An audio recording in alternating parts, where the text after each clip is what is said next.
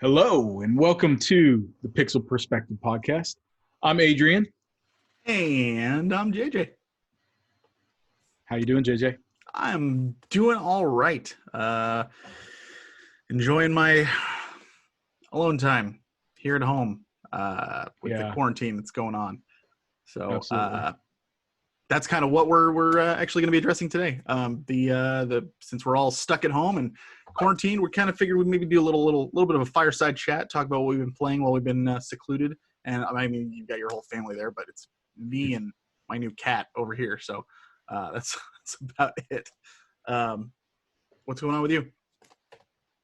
Man, it's been cool. It's been an experience for sure. But the state of things in the world right now is pretty crappy, and I don't want to see anybody get sick or die or anything like that. Of course. But at the same time, I am really enjoying being at home, like a lot. I am fortunate enough to be able to continue working from home. And I feel for those people who can't, who have lost their jobs and stuff, and that really does suck. And I don't know what I would do if were put into that position. But I'm absolutely fortunate enough that I can continue working. Really, nothing has changed for me in that regard. I'm still staying busy, but at the same time, like, working from home has been awesome. It's been really, really incredible. There's been kind of a transitionary period where working with the kids, and the things the distractions that happen at home.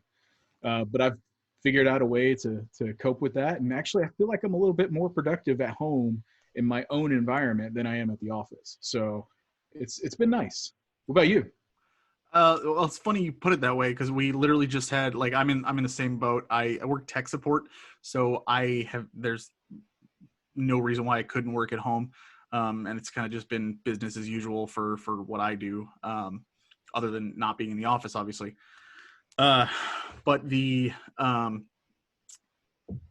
was him. Cattail in the face. Nice. But they literally are. So our HR people actually, this is how awesome my company is. Our HR people, normally they'll buy us lunch every now and then for the company. Our HR girls went to every employee's house and brought them a pizza. Whoa, that is awesome. They're doing that this week. Yeah. Like, and also a little care package that included a cloth mask that the president of the company's wife sewed, as well as a roll of toilet paper.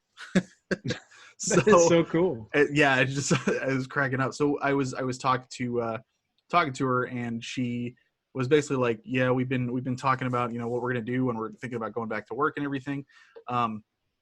Thing is, you guys have, like, gone above and beyond our expectations on what we thought. Like, we thought we would see productivity, like, decline, but you guys have been steady, in some cases improving, as far as, like, how well you've been working and everything. And I've definitely noticed a marked improvement in what I do here and stuff like that. And it was just because of a more relaxed environment and stuff. And right. Not that my office isn't a relaxing environment, because it's amazing. I would not mind going back to work, but I am having a pretty easy time here as well. So I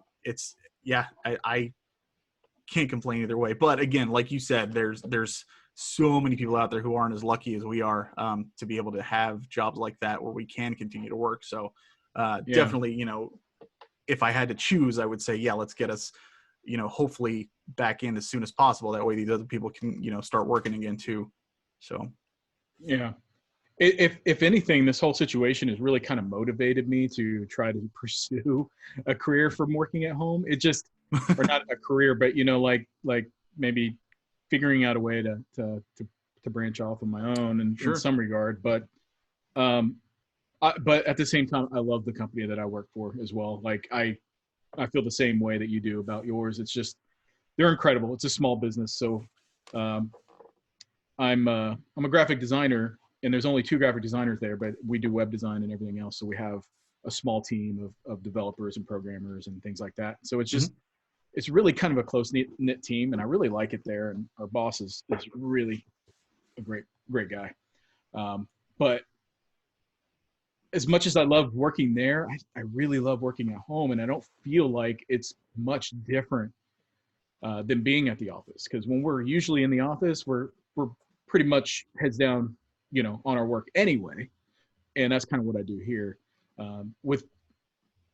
Well, there might be a day or two where I'll go without talking to anybody. We usually do all our chats through Slack. So that's kind of what we're doing still. But I don't know. It would be kind of cool if we went back and maybe one day a week we work from home just to keep it up. And I don't see that happening, but I think it would be a cool thing. We actually were, before all this happened, our company was in talks to allowing people to work one day a week from home. The day of their choosing. I think they said like Wednesdays were off limits, but any other day of the week you could choose to have that be your regular one day off. And then you use that as like, if you have to run extra errands or something like that, that way you have that time and you're at home already. You don't have to worry about leaving the office and that kind of thing, which was cool. But now they're, with the productivity, they're like, we're looking at maybe like 2 or 3. We're not sure. It's like, dude, like, holy crap. Like, that's incredible. So it's so cool though. I mean, like, being at home is to me, it's helpful because I'm in my environment. Like my room, this is my game room. It's inspiring to me. I'm around my family, and I enjoy that as well. So it helps me to be, I think, a little bit more creative in what I'm doing, and also a little bit more productive. I design a magazine that's put out every month as well. And usually that's kind of, especially this week, today was press day for that magazine. And usually this week, press week, is super stressful, and we're trying to get everything thrown together and finished on time. I have not had that happen to me at all. Like, I've put together 2 magazines now from home, and it's been really, really smooth. It's been nice. I would like to see it happen more often. Yeah.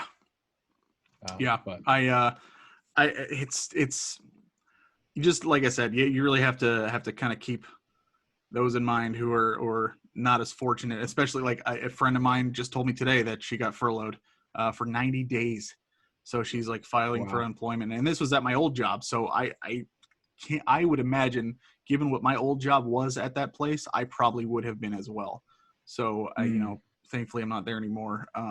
But it's just sad you to moved hear that kind of just stuff. in time. I know, right? It's just the whole situation just sucks. I know quite a few people who have lost their jobs, and it's been same.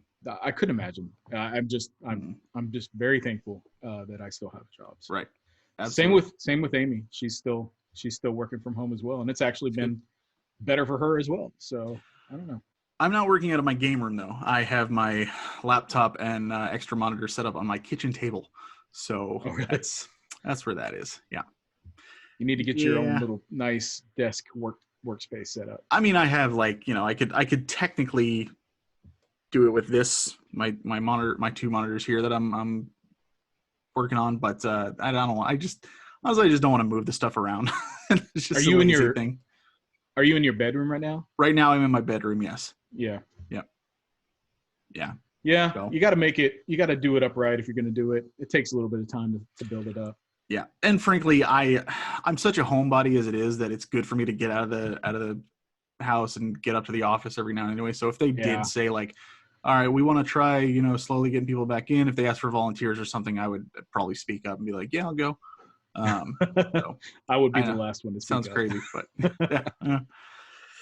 It is what it is. Why don't we talk some games, man? What the hell are you playing? Oh, a lot of things. It's been a while since we talked last, so I've got quite a little list. For me, it's pretty big list. We've had a bunch of big releases come out in the time that we have not spoken, at least podcast wise. I've been playing. So Animal Crossing came out. I've been playing quite a bit of that. I finally stopped though. Yeah. I reached a point where it's like, okay, now I'm reaching the same point that I reached in New Leaf, where I feel like I'm logging in every day to get those extra Nook miles and get those extra fossils and the money trees and all the other daily tasks that game kind of ropes you into. Yep. And then I'm finding like I never want to buy anything from the store, and Nope. I don't really want to decorate my house. I don't really want to decorate anything. All I was working towards was building bridges and inclines and things like that. And I was like, why am I doing this? It sounds Why am yeah, I it's doing this? exactly how I felt playing it. Yep. And that's why I stopped. It's like I don't know where I'm going with this here. I have no desire to like make a themed room or anything like that. And you know what? No. I've seen some amazing stuff. People have done some crazy cool things online. Yeah. But it's just not for me. And it's just It's not what I was for me worried either. about. Like I really enjoy the hook that it has with making you want to play daily. Yeah. But at a certain point in time, I was like, I'm doing all this, trying to collect all these bells for what end? For decorating at a home that I don't even really care about at all and don't want to Right. decorate. Why am I doing this? My kids, on the other hand, absolutely love the game, and they're all about decorating their homes and things like that. So the game is getting a lot of use by them, but I've given it up. It's been about, I think I put it down about a week and a half, 2 weeks ago. I haven't touched it since. I don't intend to go back to it. Oh wow. Yeah. What else? Resident Evil 3 Remake. I played through that right before the Final Fantasy 7 Remake came out. That game is so good. Like, it's getting a lot of mixed reviews, and people were complaining that it's too short. I felt like it was a good length. Like, I prefer shorter games as a whole anyway. I like to be able to get in, spend a few nights on it, get through it, and enjoy what I've played. It's fast paced. The game just never stops.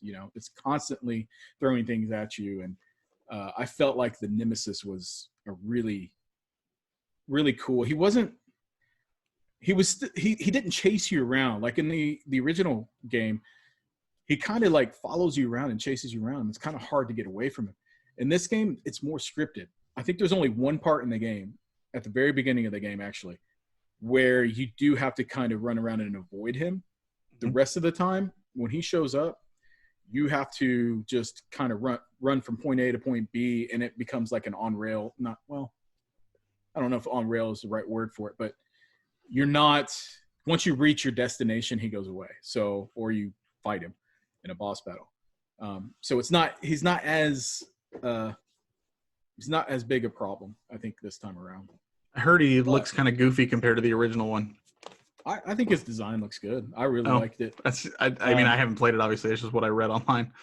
It's a little bit different, but I don't feel like I don't think it's anything that holds me back. Okay. But I enjoyed like everything about that game. The storyline it's a Resident Evil storyline. It's nothing great, but the characters are awesome. I just love the fact that there is constantly something new. It's you move to the next area, and there's something else there new that you can discover, a new weapon, a new enemy, a new something. Right. The only thing that I have against this game would be that I feel like it's a little bit too action packed, and I'm talking those things up. I really enjoy those aspects, but I prefer the style of the Resident Evil 2 remake, where you are in a central location and you are kind of exploring this area, and you find doors that are locked that you have to come back to and unlock later, and things kind of alter and change, and you really kind of form a map in your head about your environment. You don't really do that in this game that much. It's pretty linear, I would say. You're not in any one area for it very long at all. Yeah. So I prefer the style of the Resident Evil 2 remake. In fact, they're talking about Resident Evil 4 being the next one. I don't want to see 4. 4 is more like 3, and it's more like action packed as well. That game doesn't need a remake anyway. It still holds up. If anything, I would love to see them go back and remake Resident Evil 1 again. one more time, or Code Veronica for that matter. But Resident Evil 1 preferably. It has more of that Resident Evil 2 style where you're in a mansion the whole time. They Right. could make that mansion larger. They could make the underground portion of it larger and just kind of expand on that storyline if they wanted to. I'd be super cool with that. That makes sense. I do recommend it. I played the multiplayer version of I can't remember what it's called. It came with the game. It's fine. It's nothing great. I played one match and I was like, yeah, that was cool. And I really have no desire to go back and play it. But I don't see what the draw is for that. Like what would make me continue wanting to play it? Because the matches seem to be too long. Do you know anything about this at all? No, not at all. So what it is you are one of 4 characters, and the other 3 characters are controlled by other people as well. And then you have kind of like a mastermind, the person who is controlling. He's like your nemesis, and that is also controlled by a player.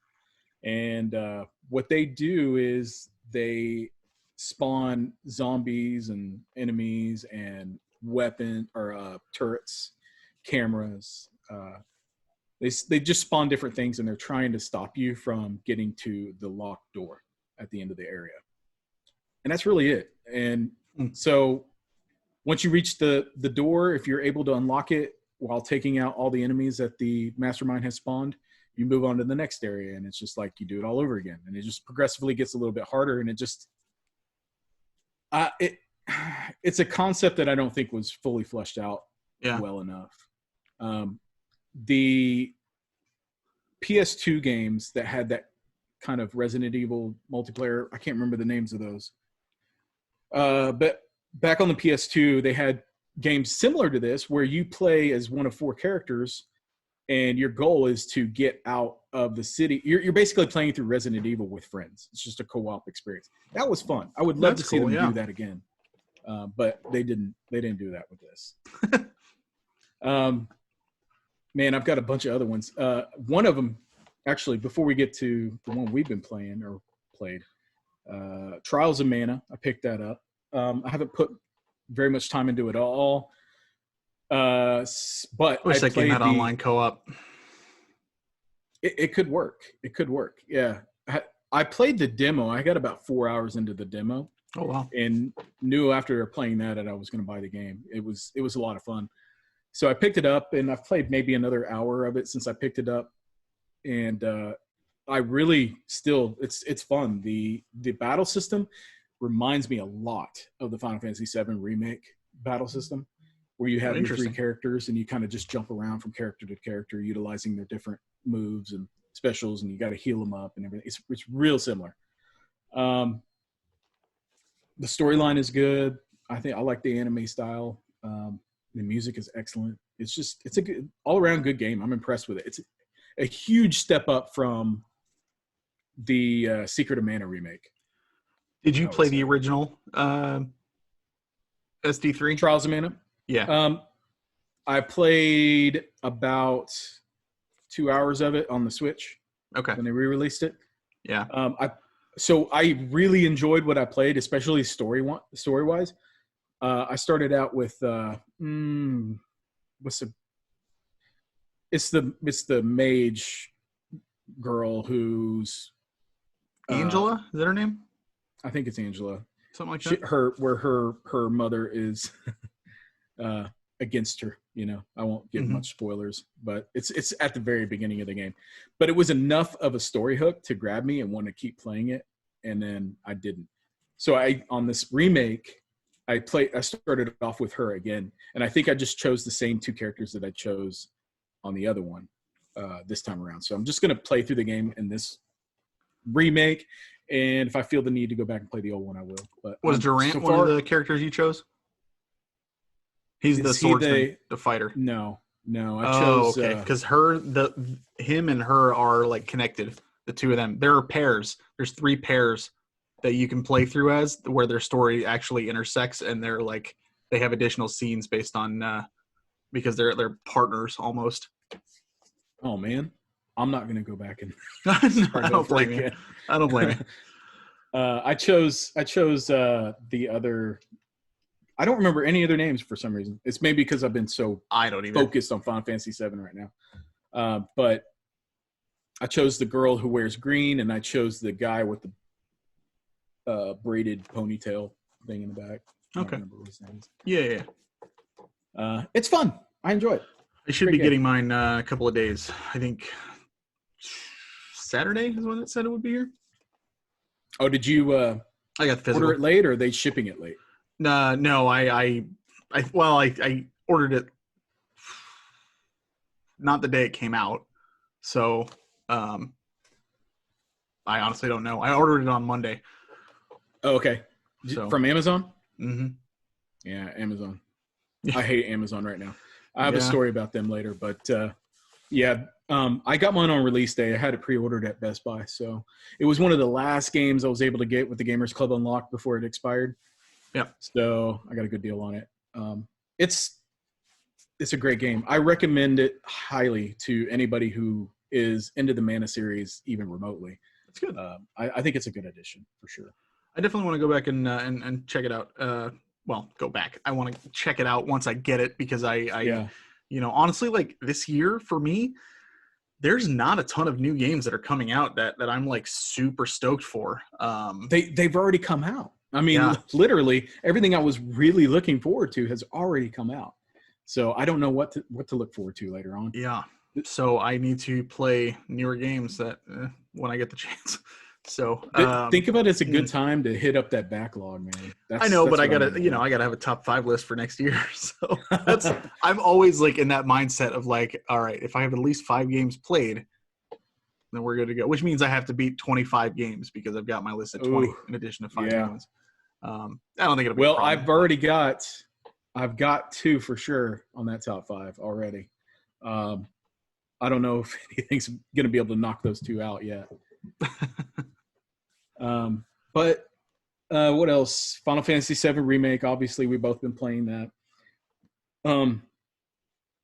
That game is incredible, man. I am so like into that game. Like, well, let's talk about it. So than how far are you?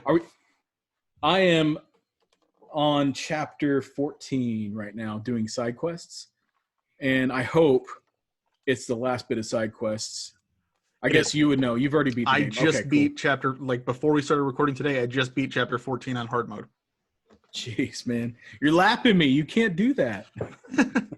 I'll tell you what, like, I was terrified of jumping into hard mode because I played on normal to, prepare myself.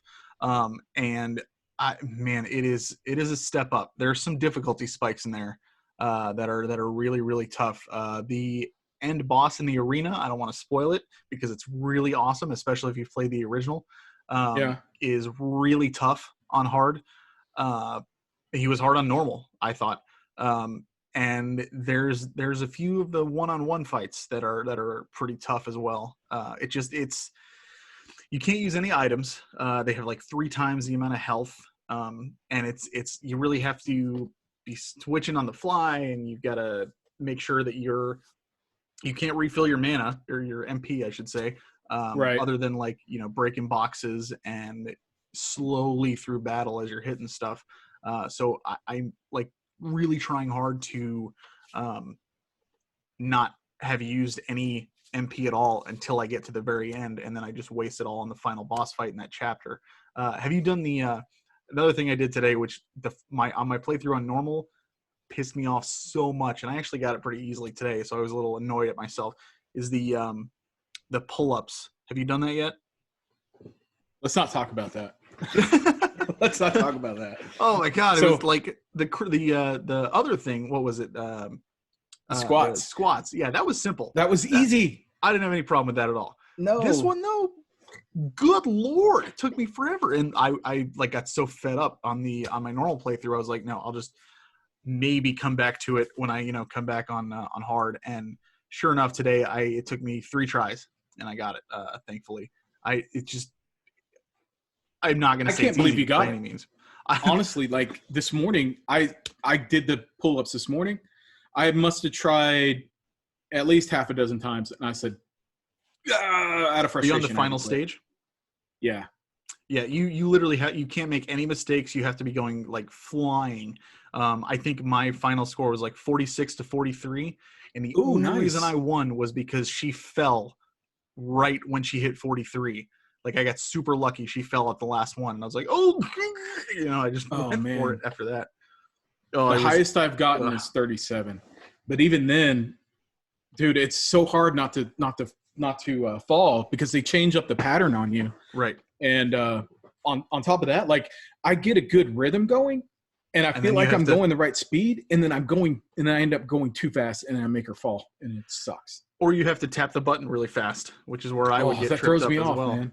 Yeah, because what helped in the like earlier stages before you have the fast button pushing is what helped me at least. I would stare at my controller and just watch myself push the buttons. But you can't do that because you have to know when those are going to come up. Yeah. It's a nightmare. I could not stand it. I'm so glad I did it though, and that it's done. I also beat I Bahamut this weekend, and oh, nice. I am I'm like maybe 4 or 5 trophies away from having the platinum. So yeah, Oh my gosh, you're doing better than me. Like it's for tough, but now, it's not impossible. It is one of those where you learn and you are like, once you do it, it's like, you know what, that wasn't as impossible as I made it out to be in the beginning. mhm. Because there's been plenty of moments where I'm like, I have no idea how I'm going to do this. This is insane. And then once you do it, it's done. Well, I've had big problems with some of the boss fights. I was texting you, I don't know, yesterday I think it was, talking about that boss fight with the sewer boss, Yeah. and that was the first time that I got really frustrated with the game, Have you finished and chapter I 14 couldn't. yet? No, Oh, I'm you're still you're working on you're the in it. side quest. In it for another tough battle. Well, do you? Hi, this is Locke, everybody. he's he's my new kitty, and he is in a cone, as you can see on video. Um, but he is super affectionate, and he's a good little guy. Um, you know what? I won't flat out tell you, but I will give you a very hefty hint that if you remember correctly, he only ran away. Okay, yeah, I know who you're talking about. Oh man, I so I'm trying to figure out the most efficient way to do this battle system because on the one hand I really like it, and I like that. I like the fast pacedness. I like how you can utilize weaknesses to Right. make the stagger bar go up. But then there's a lot of annoying one hit kill moves or abilities that these bosses do that kind of just really stop me dead in my tracks. And I'm like, why? And so the sewer boss, for instance, he has this attack with poison water that will basically wipe out your entire team if you're not prepared for it. And You talking about the thing or that the comes out of the sewers on the sides? yeah, Yeah. I figured out how to avoid it, but it took me several tries to figure it out. Also, whenever you avoid it, you have to control your other characters to make them avoid it as well, because you can't just move one character over to avoid it. Um, I wish everybody would just follow the lead character and do it. But on top of that, the attack where he would jump down, like pounce down on your character and Yeah. utilize them useless for a while. So I use a lot of MP on Cura and like anti-poison on that boss. Like I used all my MP just trying to keep my characters alive, not even necessarily using magic attacks against the boss. So I couldn't imagine trying to do this on hard mode when I'm running out of MP on normal mode. Uh, you should have 2 praise, which helps a lot. I had one. I have another one now, Yeah, but you I should have don't. 2. I would equip both of those because those are a lifesaver, especially if you're not wanting to use MP. They're amazing. I have Now, 3 of them now. Prey is Eris, where you can use it while as an ability and You not just need 2 as. bars and then you heal the entire party. Yep. Okay, yeah, I know what you're talking about. Yeah, I only had one of those. Aerith had one of those, and then I just now got another one from Yeah. one of the locked cages. Yeah, that's a great materia. I wish it would heal a little bit more than what it It does. does the higher level it is. Yeah. But in the beginning, yeah, it's not amazing, but it's nice to like I said, it's a good, especially a last resort. So Well, if I can figure out a way to be more efficient, one thing I did figure out is you have to change characters constantly yes, because the AI will only attack your character, that whoever you're controlling. It's like they'll yep. stop what they're doing and attack you, which is super annoying. But so I'll attack for a while, maybe use an ability or two, and then as soon as he starts attacking me, I switch to the next character and do the same. You'll start to like pick up on like times to change too. So like the best time to change to a new character is right when you choose an ability for somebody else. Then you start attacking, build up their ATB bar. Barrett also, and this is a little thing that I picked up. Barrett, when you're using him and you're shooting, you know how he reloads? Yeah.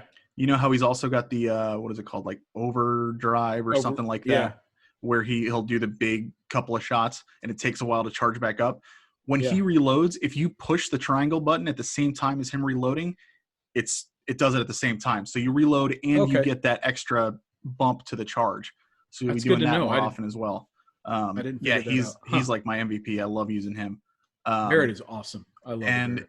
basically like just stagger is kind of where it comes. You figure out what body part to hit the most, and go from there. There's a lot of rough moments, but I mean, like you said, you took time on that sewer boss, but you did it, and you'll continue to do it. So it's I good. don't. So like I'm all about retrying bosses and things over and over again. If I feel like what I did was a mistake on my part, I don't Yeah. feel like okay. Not to jump into Dark Souls, and I'm not going to yet, but Dark Souls has kind of that same system where you're fighting a boss, and you have to fight him multiple times to kind of learn his patterns and learn how to block and dodge and attack, and you have to learn that pattern. Otherwise, Right. you're going to get destroyed. But I always get this huge sense of accomplishment when I can beat those bosses. I don't really get that with these bosses in this game. Like it's like, okay, good, now that hurdle is done. Now let's go on to the next. I don't have that same gratification, I guess. I don't know. No, and that makes total sense. I think the reason is because we're playing it for a different reason. You and I are playing Final Fantasy VII not because the gameplay is challenging and because we want to do fights. We're doing it because we want to know what's going to happen next in the story. So when we do that, we feel more relief than anything else. I think you're whereas right. in Dark Souls, the whole point is to take down these big bosses and Yeah. move further along. That's a good point. Yeah. Yeah, you're right. I do enjoy the battle system though. Like I'm complaining about it, but I love it. It's a lot of fun. I feel like it's a huge, like, not a huge. It's like I think it's the best compromise they could have come up with for updating the classic battle system. Agreed. And it works. It works really well, and it's flashy, man. I love looking at my characters when they're battling. They're so stylish, like all of them. It's so cool. Even Aerith, with her staff, and she's just prancing around. And what they did with her was awesome. I love how they made her character, especially in battle, making her a ranged attacker and just she's just awesome. Yeah, she really is. All of them are. Like it's kind of re-sparked my love for these characters that I had way back when. It's just, this game is so perfect. Like I haven't got to the end yet, and I know the ending is kind of like what people are really. Some people love it. Some people find it controversial. Yeah, I haven't got there yet, and I've avoided spoilers, luckily, still. Yeah. So I'm still waiting for it, and I definitely want to do a spoiler cast with you once I do finish the game. But at this point in time, I couldn't love the game more. I'm absolutely floored with how well they've replicated, one of my favorite games of all time. Yeah. every memorable moment that I had from the previous game is here, and it's fleshed out even more so. It's like it makes the original game feel like an abridged version. You know what I mean? Like it's expanded on this story so much, like more so than I could have ever asked for or imagined. And at first, when I was thinking about a 30+ hour game all set in Midgar, how are they going to do it? I think they pulled it off. I mean, yeah, there's some fluff in there, but I've never once felt like, no, I'll take that back. There's been a time or two, yeah, when I feel like, okay, you guys are pushing it here. Like when you're going to the second reactor with Cloud, Barrett, and Tifa, and you're going through like 4 zones where it takes up like 3 or 4 chapters just to get there. It's like, okay, guys, come on, let's move this along. That part didn't bother me so much. What's bothering me now is like we're ready to go to Shinra headquarters and rescue Aerith, and all they're doing is giving me side quest after side quest. I'm like, come on, guys! You're in for a treat. When you get to Shinra, there are some amazing cinematics there. It is. Oh, I can't wait! Absolutely gorgeous. Like seriously, like I was absolutely blown away by some of the things that they showed and did in there. Frankly, it made me want to work for Shinra. It was like it's just that good. It really is. You're really in for a treat. I'm super excited to hear what you think moving forward. I can't wait. As far as the ending goes, it's really going to come down to how much you remember of the original, because there are a lot of references to the original story while not being the exact same, if that makes sense. So yeah, I would say for newcomers, they're just going to be like, oh, that was cool. Yeah, great. Okay. Yeah, I'm curious to find out what this means and what this means, stuff like that. But for veterans of the series and of the game, they're a little bit more like, it's great. And I think for the most part, people do agree that it is great. But I definitely understand the like, hold on, what are we changing here, guys? Come on, So it'll be interesting. Damn it, I gotta see. I gotta know what this is. Oh man, chapter 12. Oh, that was gut-wrenching. Like that chapter was so good. It was so good. I enjoyed the hell out of it. And I got so many like emotional moments from that. Like it never brought a tear to my eye or anything like that. Not like the original did. The original did for sure. But it definitely like I got the emotional impact that it was going for. Yeah, and it's doubly, it's effective because we even knew it was coming. Like right. Story for the most part, so we knew that was going to happen, and then it was so good. I mean, like, so like I knew in the original like what was going to happen in that chapter. I hate trying to talk about something and not being able to talk about it, bouncing around what is actually happening. Right. But like I knew what was going to happen, but it didn't seem to have the same emotional weight in the original that it does in this one. It's like they really went above and beyond to make you feel like what had happened was a catastrophic event, and it absolutely was. It's masterfully handled. It really is.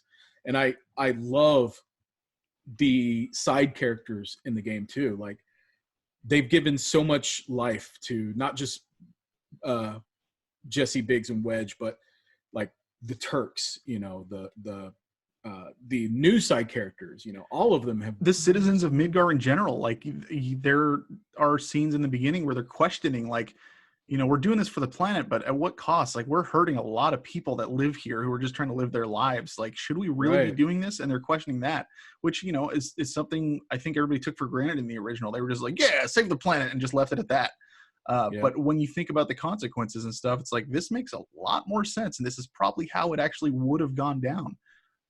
So it's really, really impressive that they were conscious of that and chose to go that way. I really liked it. It's also cool, like how faithful they are to the main cast. Definitely all of the main characters talk and behave and act exactly like I know these characters to act from the original game. Like all we had then was dialogue, written dialogue, and generic movements, just really cheap early 3D dimensional movements. But yet you still were able to form, this personality behind these characters, and they've nailed that so completely. Like I love them more now as a result. Yeah. I think Cloud was done really well. Like his kind of not care about anything persona that he had. The only thing that bugs me a little bit about him is he was not a badass in the original. Not Right. until the end when he gets Omnislash and that kind of stuff. But like, Yeah. he was just some dude who, has this iffy Giant backstory. That was kind of it. But in this one, it's very, very Nomura.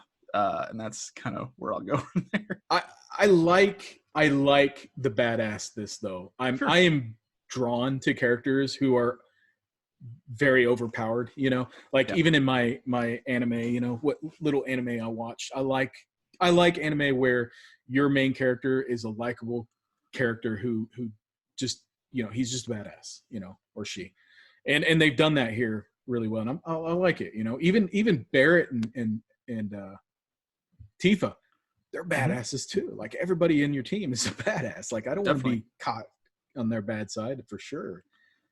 Barrett he's represented perfectly here. Like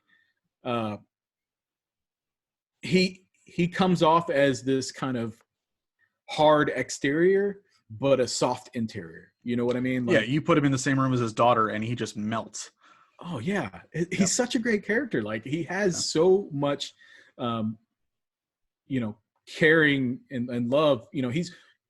He's doing it for the planet. So obviously he's got that kind of, that driving force. Right. But at the same time, he's got this real hard exterior. He's a huge dude, man, with this gun for an arm. He looks like somebody you just don't want to talk to. Right. That's not how he is. Tifa is incredible. She's a very likable character.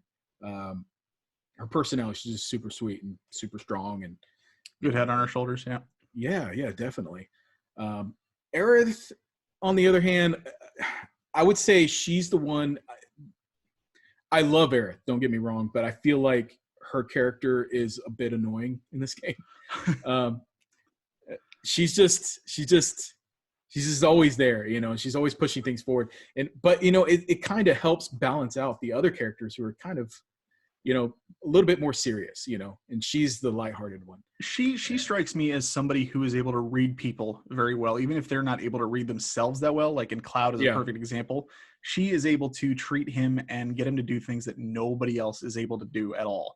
Everybody else, he's very cold and kind of stands off and stuff like that. But she got him to high five her.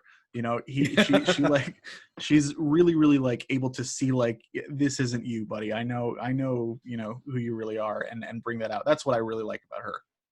Yeah, absolutely. And I mean, even from the moment that Cloud first met her, all the main characters, like they met her immediately, and she just has this kind of way of talking to people, and they've represented that character in her so well.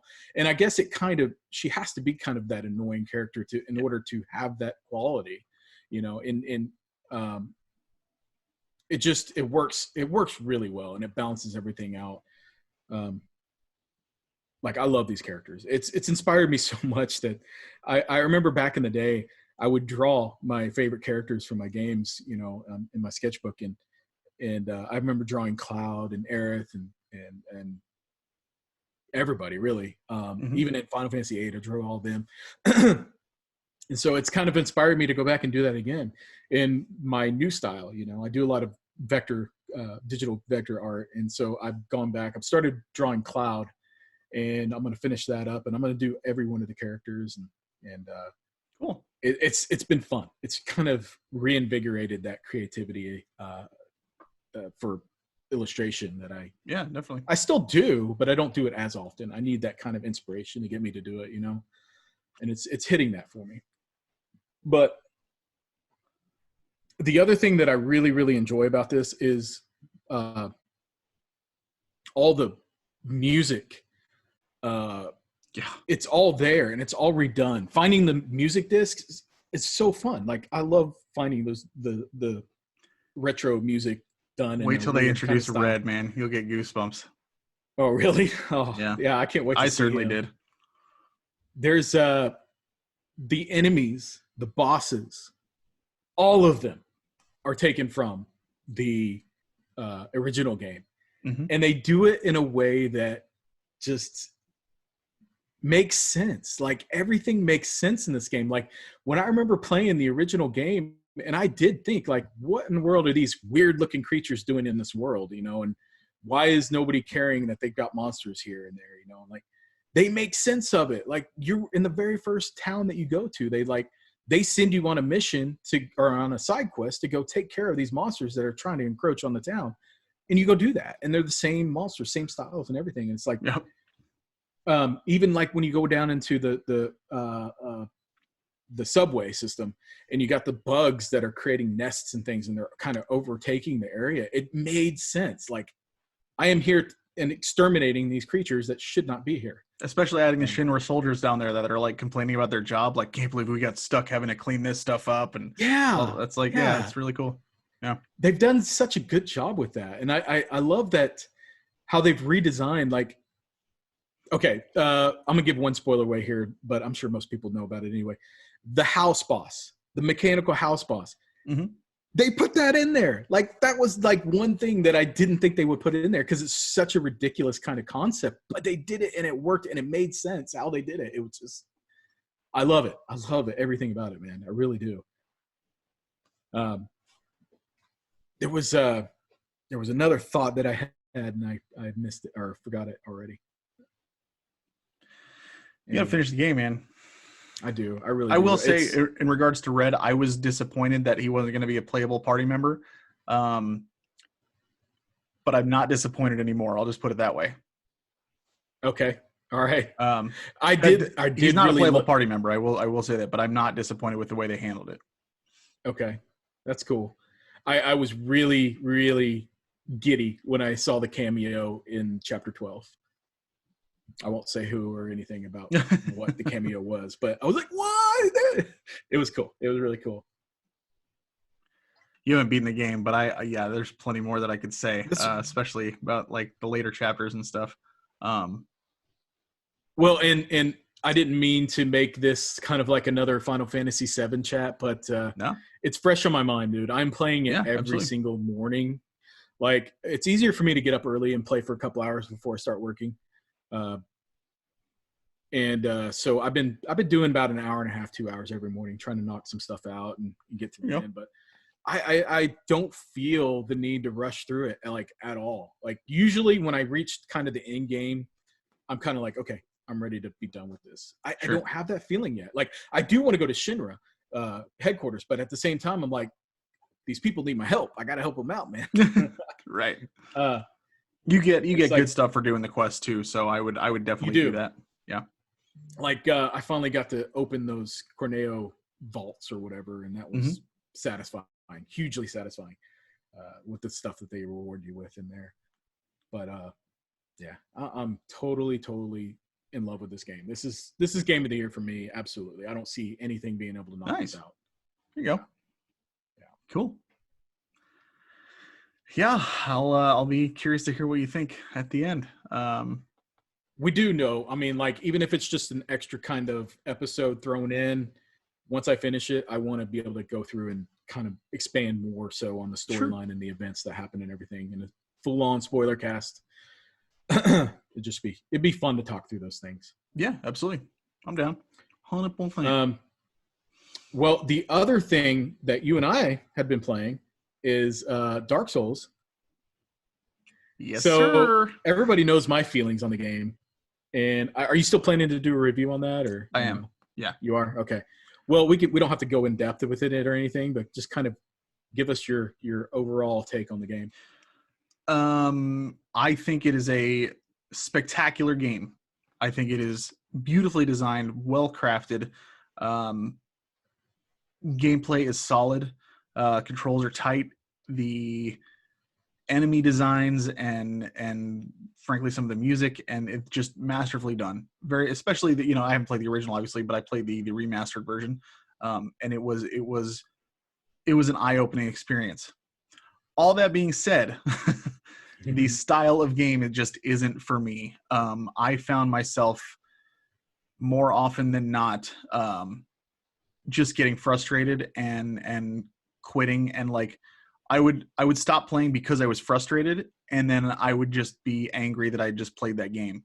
And then the next day I'd come back and I'd go and beat it and finish the boss that I had gotten stuck on the night before. I mean, and you saw how fast I went through it. I motored through that game. But I just always felt angry, like, and just frustrated every time I logged off. And that's no fault of the game. That's how it's designed. That's who it's doing its job for its target audience. And it's just not for me. Yeah. I can certainly appreciate it. I'm glad I played it. I think it's a fantastic game. And I think if anybody is looking for something that's going to challenge you and you want to have a rewarding experience, 100% check it out. Absolutely give it a shot. But again, that being said, it's just the style of brutally hard just for the sake of being brutally hard isn't for me, because I want to have a purpose. I want to move forward towards a goal, and that not to have that goal just be just to beat this guy. Like you said, I know you felt like you like it was a rewarding experience every time you took down a boss and stuff like that. I didn't get that feeling. I felt relieved, like, oh my God, thank God, one more is down. And then I would just, want to go to the next one and do that one, so it would be over with. And that's just unfortunately just because of I'm a guy who typically plays games on easy just because I want to experience the story and the world and the characters. I'm not looking for necessarily a big challenge. I'm not looking for an experience that's going to make me do the same thing over and over and over again until I get it right. Which it's just not my thing. That's all. So there's some reasons as to why I think you have a different perspective on the game than I did. I played all of the Souls games, really. I played all of them cooperatively.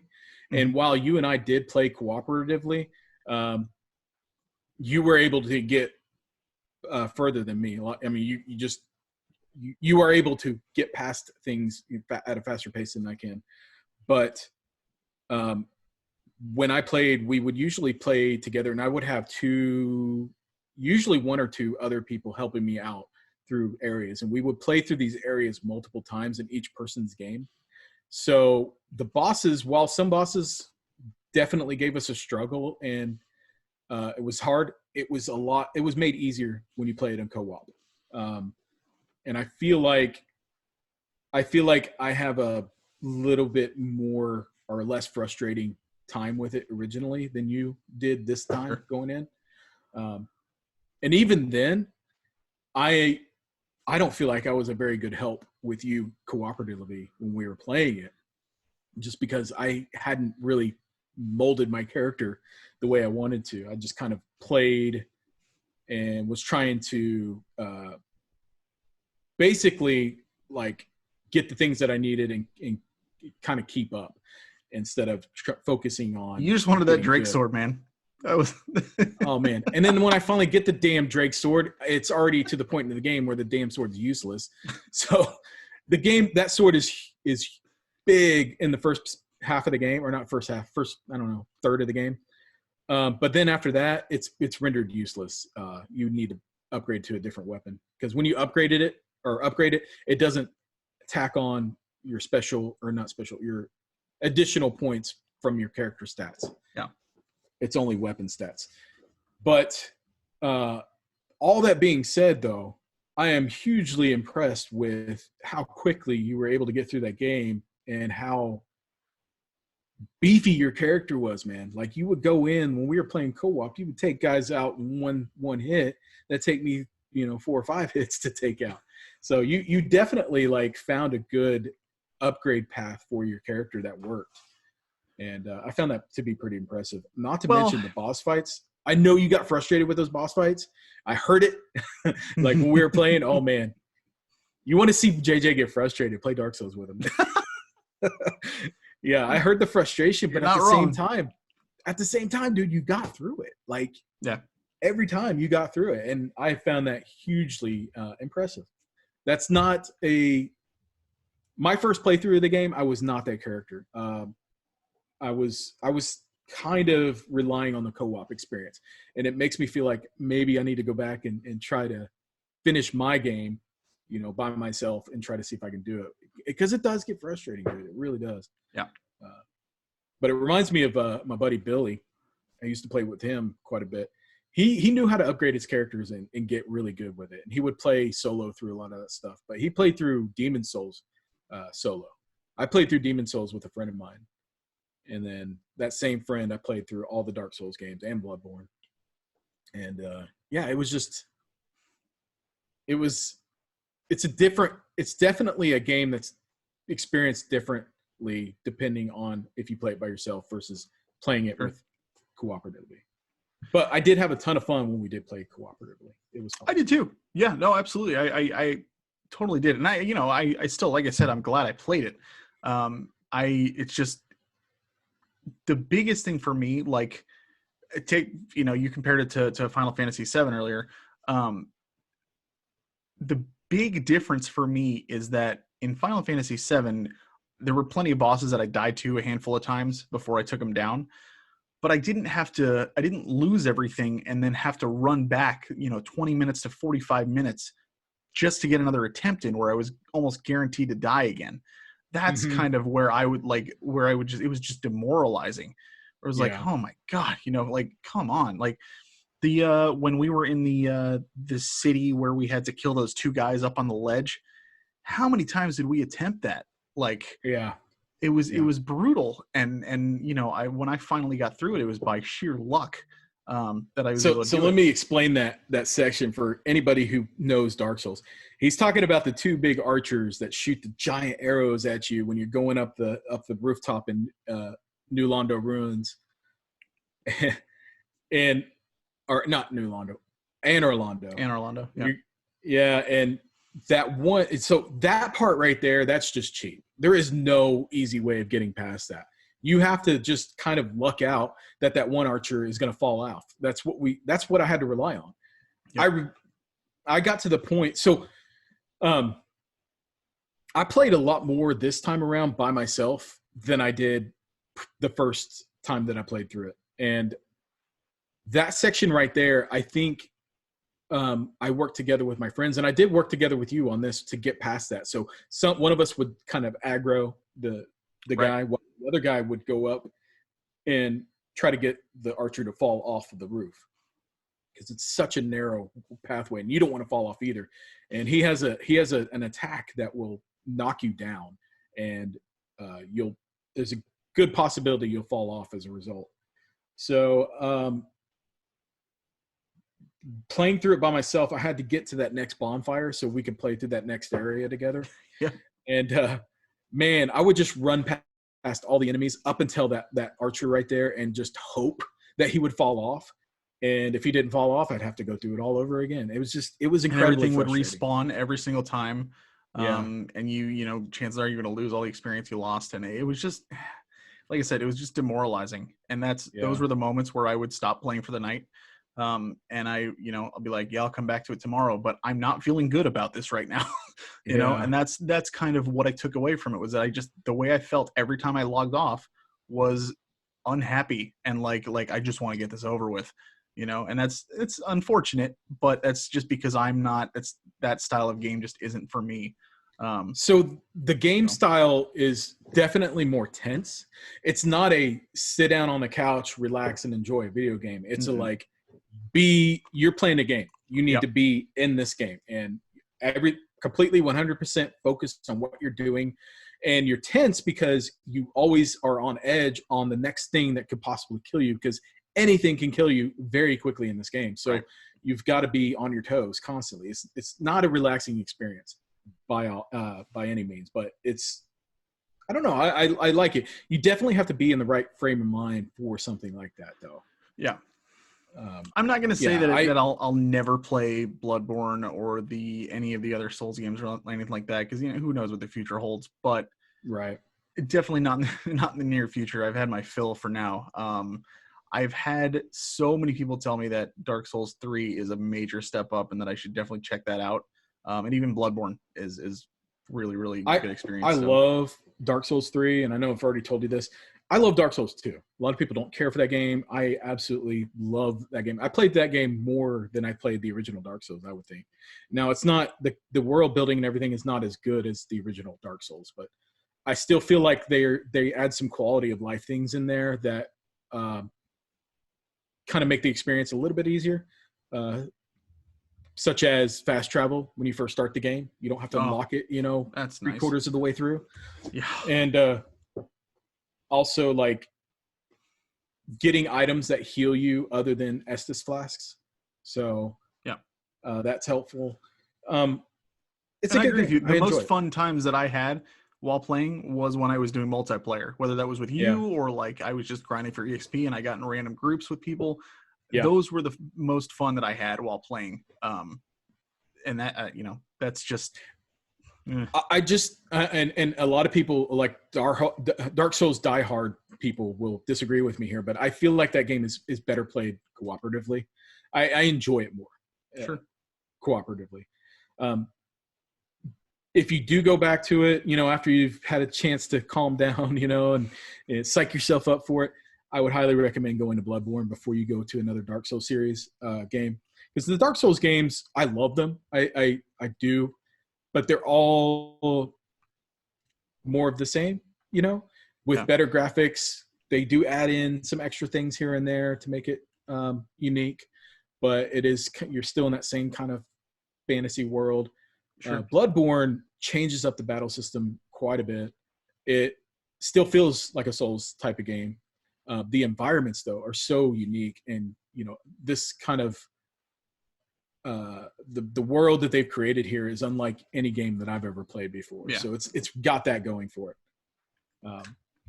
But on another note, like one of the big reasons I haven't gone back to Sekiro yet is because it's not a multiplayer game, and I hit brick walls into that game constantly, and it's like every time I accomplish one thing, it's like the next area has an equally as tough, if not tougher, enemy or boss that I have to kind of get through. And it's really hard. I feel like Sekiro to me has been a much harder experience than any of the Souls games have been. And a lot of that probably has to do with not having multiplayer.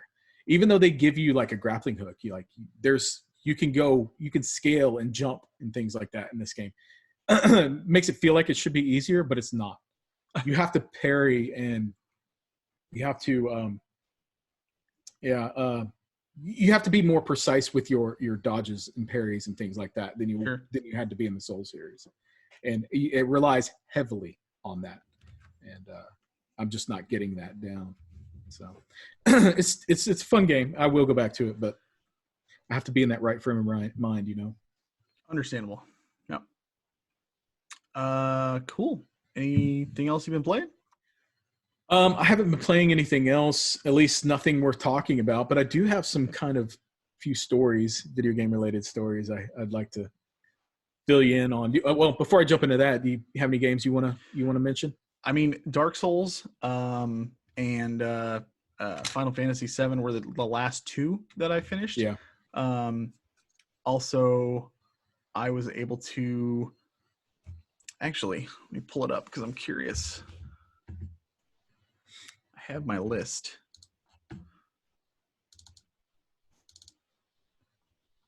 Do you feel like your video game time, the amount of time you play video games has been affected by the quarantine at all? Are you able to get more game time in? Yeah. I mean, like I said, I'm a homebody, so it really if I'm working, I'm not playing a game anyway. So I really haven't had too much of a difference. Now, if anything, I do have a little bit more time just because this little guy wakes me up at 5 a.m. And then I, have a little bit of time before I have to hop on the computer. It's like a baby. All right. Yeah. Right. And he wakes me up by freaking digging his claws into my neck, like kneading. Like, it's a loving thing, but it's like, dude, seriously. Okay. So this year I have so far beaten Nier Automata, which we've talked about, Dark Souls Remastered, which we've talked about, Shining Force, which I've got a review coming out soon. Actually, by the time this is out, the review should be out already. Half-Life, which I've talked about, Illusion of Gaia, which I've talked about, Tales of Fantasia, which I've talked about, and after we did Dark Souls, I beat BioShock Infinite, which was pretty solid as well. I wasn't crazy about the ending, but the game itself was really, really cool. Yeah, I like that game. And then I've been playing through Earthbound Beginnings on the Wii U because I'm I've been wanting to check that out, and it's. I heard that one's rough to go to. Yeah, they definitely polished things and made it a lot of quality of life things with Earthbound. When it came out, because this one, it's like there's no shortcuts. You have to do everything's menu based. It's kind of crazy, and it's the encounter rates are super high. It's random battles rather than seeing enemies. But I enjoy it, and especially because it's my relaxing like grind heavy game that I can play with this little guy sitting on my lap, and he just watches me play games while I'm he just sits in my lap and sleeps while I do my thing, which is nice. But that's what I've been doing. So yeah. Have you played Mother 3? I have not. I downloaded it years ago, and I think I started it, and then I just didn't go forward with it. I want to though. Yeah, I definitely want to get on that one. I hear a lot of good things. In fact, I've heard people say that they prefer that one over Earthbound. Yep. So I definitely want to get in and try that one. But I was going to ask you, how is that review coming on Shining Force? I'm really anxious to see that one. It's written. I literally just have to make the video, do the voiceovers and stuff. I recorded the parts where I'm going to be on camera. So everything's done except me just making the video itself and recording the audio. Right. But yeah, it's a 3-page review. And I am kicking myself for waiting so long to have played that game because I really, really enjoyed it. Really? Okay. Yeah. I need to go back and play. I know I've dabbled, like most games. I'll play up to an hour, and that's about it. A big reason I tend to I love strategy RPGs, tactical RPGs, but a big reason I don't play them very often is because they're so heavy and they're so you could be 45 minutes into a battle, lose something, or something could go wrong, and then you're forced to start that thing over again, and that's just heartbreaking. This one is like the answer to all my prayers regarding that kind of stuff. Really? Okay. It's super easy mode, but at the same time, it's an enjoyable experience. At least it was for me. So, but that'll all be in the review, and I go a little bit more in depth in there. So, anxious to see it. I love tactic games like that. I know what you mean though. Like I don't have the time to be able to invest in those as I used to, because if you sit down for a battle, you're going to be in that battle for a while. Right. So I would prefer to have those on the Switch or something. So that way, if I am in the middle of a battle, I can just put it to sleep and come back to it later. I think that is on the Switch on the Sega Genesis Classics. It is. You're right. Yeah. That's a good point. I do have that too. So maybe I need to try it out. I played it on the Genesis Mini, which was did you? Pretty cool. I like it with the original controller and everything. It was a fun experience. I liked it. That's cool. Are you getting that TurboGrafx Mini when it comes out? Yes. I mean, I've had it pre-ordered since last year, but now with the quarantine and everything, they're saying estimated delivery date is January of 2021. From what I understand, you can order it off of Amazon Japan, and it's the same system. You can get it. So you can't anymore. Okay. So I went on to try to do that right after I found about it. I went on and I created a Japanese account and was about ready to pull the trigger on it, and for whatever reason I didn't, and then I forgot about it for a while, and went back to it last week I think to try to do it, and you can't do it anymore. I think they put a halt on that. I don't know if it's a temporary stop or what, but maybe they just had too many people requesting it. Probably, yeah. It kind of YouTube made it blow up, so everybody's trying to order it. But I mean, I'm not in a super big rush to get it. Yeah. It looks cool. I have most of those games on an. I was excited to play Snatcher, but it's all in Japanese. So yeah, come on, really? You need to get. You need to play that on the emulator. anyway. That way you can have save states and stuff. It's a good game. I've actually got the copy of it, but I prefer playing it on an emulator. It's easier that way. Fair enough. On the quarantine stuff though, man. So since I've been off, like my video game time has not been changed at all. Like my work day is still the same work day as it is if I was going to the office. But like in the first week or two, I decided of the quarantine, like since I've been off of work, or not off of work, but at home, I pulled out my Virtual Boy. I thought it would be fun to kind of play with that again. And last time I used it was about Virtual year and Boy? a half ago. Like the seizure machine? Yes. I've got to. I didn't have one back in the day. I only acquired this probably 3 or 4 years ago at a local games shop. He just got it in. Somebody traded it in along with the complete library for the system. Wow. So I ended up buying all of it except for 2 of the games. Because at that time, what was it? I can't remember the name of it, but it's the most expensive game on the system. It's a Shin Megami Tensei game. I have no idea. Jack Frost or something, whatever. At that time, it was a $350 game. It's like double that now. And so I'm kind of kicking myself for not buying it. But at the time, I was buying the system plus all these other games. I ended up spending like $400 on it anyway. And I couldn't add another $350 to that. So I don't blame you.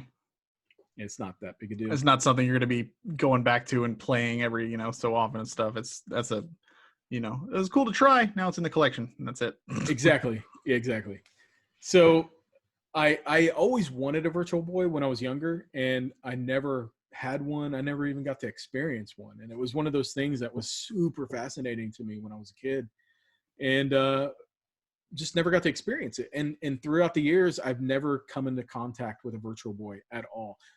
I haven't been able to test it. I didn't have any friends who had one, nothing. So when I saw it there at that game store, I was like, I have to fulfill this need that I had as a kid. I've never got to experience the red light 3D thing that, that this thing has. So I bought it, and I'm impressed with it. I think it's cool. I really like it. You can't play it for very long, obviously, but you can't play VR for very long either. Like my Vive, or I can only play that for about 30 minutes before I'm done. It's just the nature of VR right now, I think. But it worked. One of the cool things is when I bought it, it worked completely, and there was no issues whatsoever. And that's kind of rare to find in the Virtual Boy now. Usually one of the eyes will go out. It's caused by a ribbon cable that's in there that becomes loose. It's got a really weak adhesive, and over time that adhesive loosens up and it loses connection. Yeah. So I was really fortunate, and I played it about a year and a half ago. Again, pulled it out, and still worked fine. And then 2 weeks into the quarantine, I pulled it out again, and both eyes are messed up. Like one eye I was able to get to work kind of, and then the other eye wouldn't, and then it wasn't working at all. And I tried everything I could to get it to work.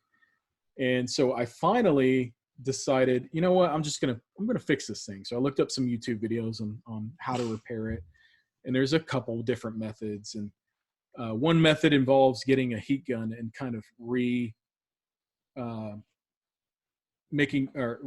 that adhesive, and with using the heat gun. But I don't have a heat gun. Oh, and another method is to solder all of the little wires. There's a bunch of them in that ribbon cable. And I don't want to do that. But I was like, if I have to do it, I will, at that point. So right. I have a soldering iron, but it's old and the tip's kind of bent on it. So it's not really any good. I didn't have any flux. I didn't have a heat gun. I really didn't have any of the tools that I needed. I did have the screwdriver, or a bit for the screwdriver to open the system, because it's the same one that Nintendo uses for all their systems, or most of their systems, to open them up. And so I had to buy another screwdriver. I was like, I'm going to commit to this. I'm going to fix this damn thing. Got my screwdriver, and I ordered the heat gun from Amazon. And right after I ordered it, they were like, "Oh wait, you're not going to get this until mid-May." And at that time, that was a month away. I was like, "No, no." It was Prime too. I was like, "Why are you going to have something on Prime and ship it back?" But it was right around the time when they said that they're only going to be prioritizing, essential items. So that was not considered an essential item. So I canceled that. And then I was like, I went on eBay and I was like, oh, there's a ton of heat guns on eBay. I'll just order one of these. Found one on eBay for the same price, brand new, and it was going to ship to me within the week. I was like, cool, I'll get that one. Ordered it. And then 2 days later, the seller gets back to me and says, oh, I'm sorry, the heat gun is on back order. We're not going to be able to ship it out to you. Oh my God. Until like May. I was like, son of a bitch. So I canceled that, got a refund on that. And then I went and ordered it on Walmart.com for store pickup. And so I had that done, ordered it.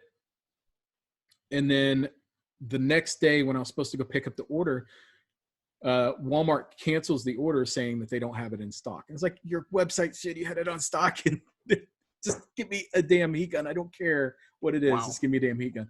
I was so irritated at this point. So then finally I went back today, actually. I went on Amazon again, and they had it in stock and shipped to me on Friday. So crossing my fingers that it actually gets to me on Friday and they don't come back and say, oh, well, you need to wait a month to get it. Yeah. On top of that, the same situation happened to me with the solder gun, because I ordered a new solder gun or soldering iron. And I ordered it on Amazon. Same thing happened. I'm not going to get it till mid-May. So I went on eBay and ordered it. Then I ordered it on eBay, and they said it would get to me within the week. The seller emails me back and says, or no, they didn't even email me. I went back and checked on it because it hadn't shipped after about 3 or 4 days. And it said it wasn't going to get to me till mid-June. Man, it's like nothing is like, the quarantine is first world problems, right? I can't get a soldering iron and a heat gun. These should be easy items to get. So I had to contact them and have them cancel my order and refund it so I could get it. And then I checked on Amazon again today, and they were able to get it to me Friday. So hopefully Friday I will have the things that I need to fix my damn Virtual Boy. I like taking on projects like this, and I want to have these materials. Like, I usually buy the tools that I need when I need them. Yeah. And then I just acquire them and use them whenever I can. But I have a bunch of systems in my garage that just don't work for whatever reason. So I am planning to go in and try to repair what I can out of those. All right. It's fun. Like, I had a what was it? A Nintendo DS that the screen was broken. The top screen was broken. No, the bottom screen was broken, but I had 2 other DSs that had other issues. Buttons were broken or something like that. So I took the screen out of one DS and put it into the DS that had no other flaws other than a broken screen. Right. And it worked like a charm. It works great. It's just kind of a hobby of mine. I really like to put things together like that. But I've also been I've been hacking things. I like to hack things. like all those classic console systems. I like to corporations, big banks, that kind of stuff. Yeah. Yeah. Exactly. Governments. Right. I'll get there eventually, but you're working your way up. Right now I'm just focused on the little mini consoles and stuff. I like to hack those and put a bunch of games on them. I've hacked, my PSP and DS and things like that. It's just a fun little thing to do, Yeah. After a system dies and they're not really selling games for it anymore, it's fun to just tinker with it and, hack it, put a little SD card in there and put some games on it and play it.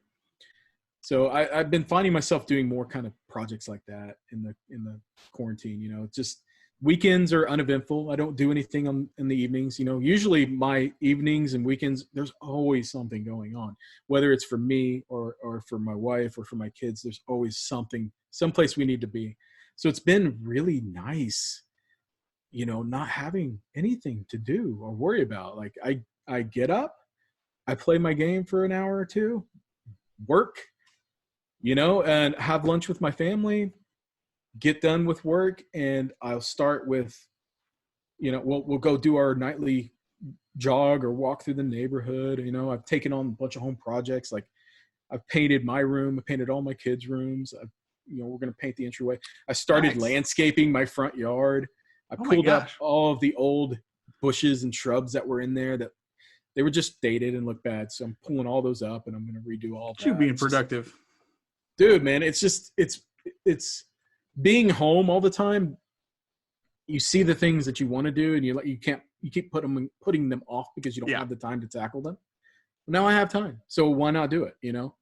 Not to mention the stimulus money that we got is since I haven't lost my job, it's kind of just like extra money for me right now. So I'm using that to help fund these projects that I want to do. And it's been cool.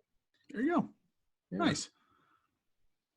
I'm enjoying it. I don't want to go back to normal. Clearly. Yeah. But I know we need to. I know it's the thing. It's okay. So for me, like one of the biggest pet peeves that I have is like, I never feel like there's enough time in the day to do all the things that I want to do. And I always like, if I could just have a month off and just do the things that I wanted to do, I'll be so happy. And I'm getting that, I'm getting that right now. We're almost on 2 months now of not having to go to the office, and it's like, I'm getting what I've always kind of wished for. I hate that it had to happen this way. And I feel selfish for really kind of absorbing it. But at the same time, it's just like, I've been wanting this for so long, like we just bought this house last year and all I wanted to do was be able to do all these, maintenance projects that the house needed. Yeah. And I haven't had the time to do it, but now I am, and I'm getting them done. It feels great. It really does. Good. I know that's nothing video game related or anything, but just kind of life update type stuff. We're just bullshitting. Yeah. That's all this is. So it's all good. What about you? I mean, do you have any kind of motivation that has come in as a result of this at all? I mean, I rent, so as far as projects go, not really. Well, I mean, not necessarily like home projects, like just anything. God, no. Really? Like seriously, like as weird as it sounds, my life personally really hasn't changed much, other than I'm just working at home and instead of the office. I don't go out much. That's probably the biggest thing, is that I would, maybe like one night a week or something, I'd go out and have a beer with a buddy or something like that, or meet a couple of friends out for dinner or something like that. That's obviously changed.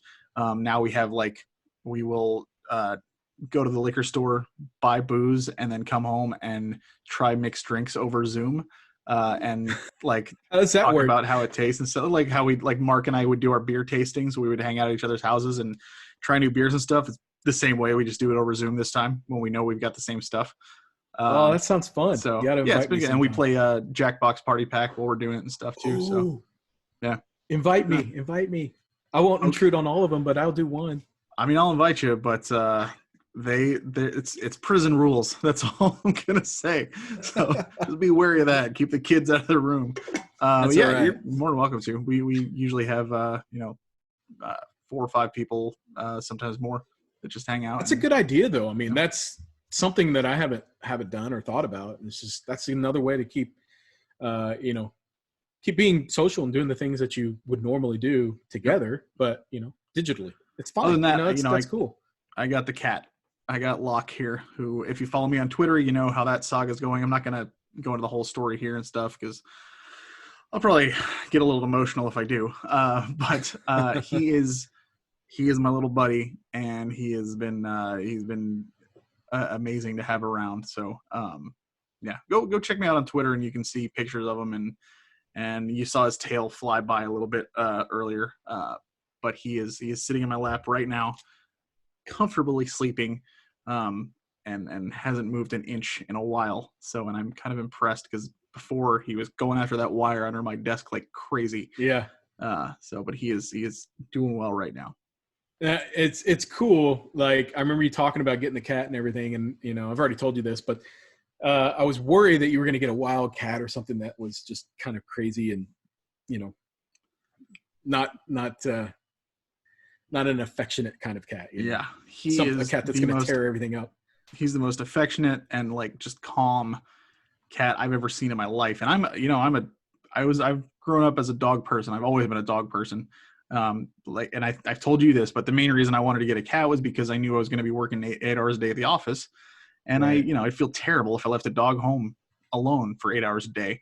And a cat is the easiest way to get around that. But I literally have the dog of cats, because this I was little guy about to say, follows me everywhere. He does not leave my side.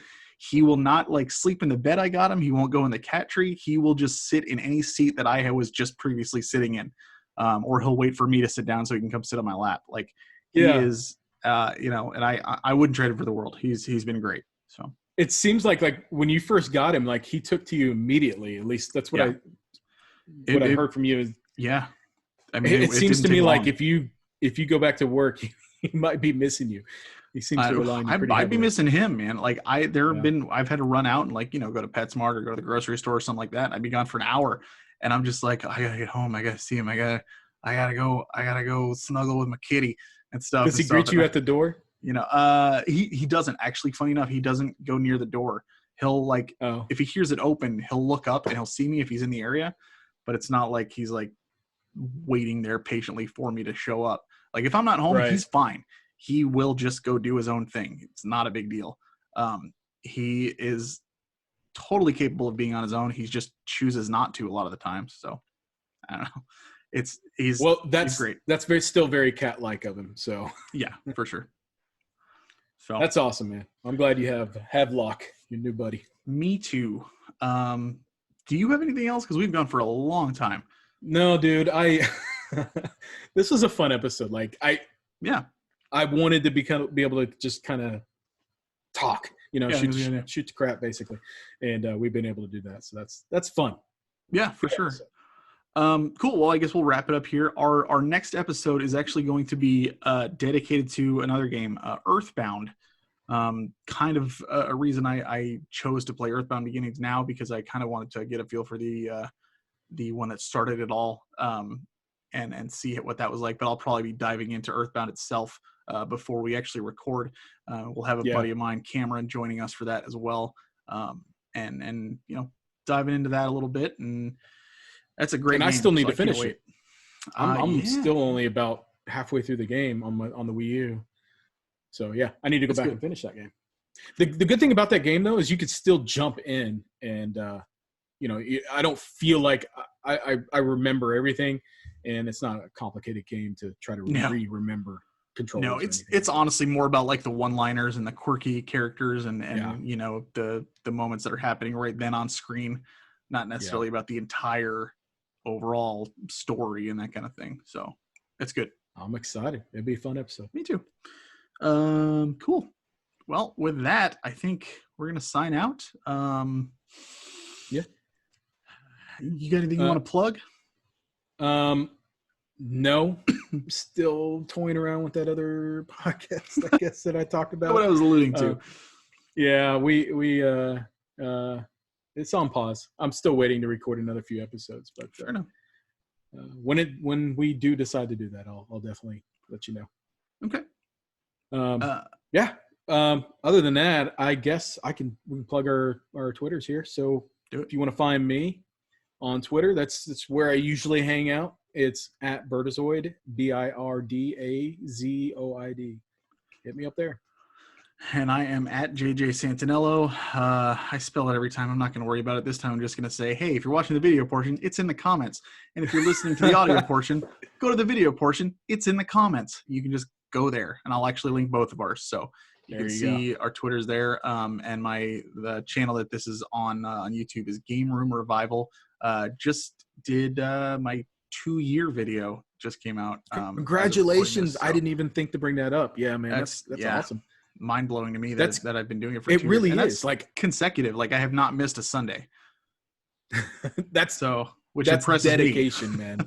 You even mentioned it in the show, like how impressed you are with yourself for being able to keep up with that as long as you have. And a lot of that has to do with the people I've been interacting with. There's so many people that I talk to in private messaging and that kind of stuff, and that have just interacted with me and just talk to me about games and what's on their mind and stuff. And it's been great getting to know these people who I would not have, met otherwise, who I may never meet in real life, but I'm at least getting to talk to and hang out with a little bit online. So yeah, it's good. It's Really, super really cool. Congratulations on that, man. That's thanks. impressive. Yeah. All right. Well, with that, I think we're going to sign off. Thank you very much for watching or listening to the Pixel Perspective podcast. My name is JJ. I'm Adrian. And as always, keep on gaming.